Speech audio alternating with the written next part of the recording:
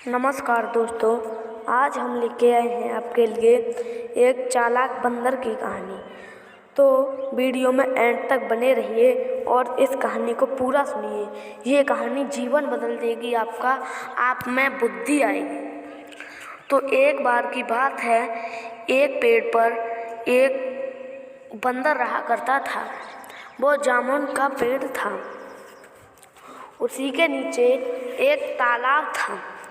उसी में एक उसका दोस्त मगरमच्छ रहा करता था। उनकी बहुत ही गहरी दोस्ती थी। तो बंदर प्रतिदिन उसे मीठे मीठे जामुन खिलाता और दोनों ही बड़े खुशी से रह रहे थे। तो एक बार की बात है, बंदर ने मगरमच्छ को बहुत सारे जामुन दिए। तो मगरमच्छ आधे ही जामुन खाकर अफर गया और उसने सोचा कि मैं ये मीठे मीठे जामुन अपनी पत्नी को खिला दूंगा। तो मगरमच्छ अपने घर चला गया और उसने ये जामुन अपनी बीवी को दिए। तो उसकी बीवी बहुत ही मीठे जामुन खाकर बहुत ही प्रसन्न हो गई। तो उसने सोचा कि ये मेरे पतिदेव ये जामुन कहाँ से लाए हैं। तो उसने अपने पति से कहा कि आप ये जामुन कहाँ से लाए हो। तभी उसके पति ने कहा कि मैं ये जामुन अपने दोस्त बंदर के पास से लाया हूँ। उसने मुझे ये जामुन दिए हैं और वो प्रतिदिन मुझे ये जामुन खिलाता है। तो मगरमच्छ की पत्नी ने सोचा कि जब ये जामुन उसके दिए हुए इतने मीठे हैं तो शायद उसका दिल कितना मीठा होगा। तो उसने ज़बरदस्ती करके उस मगरमच्छ को बंदर को दावत में बुलाने का आदेश दिया।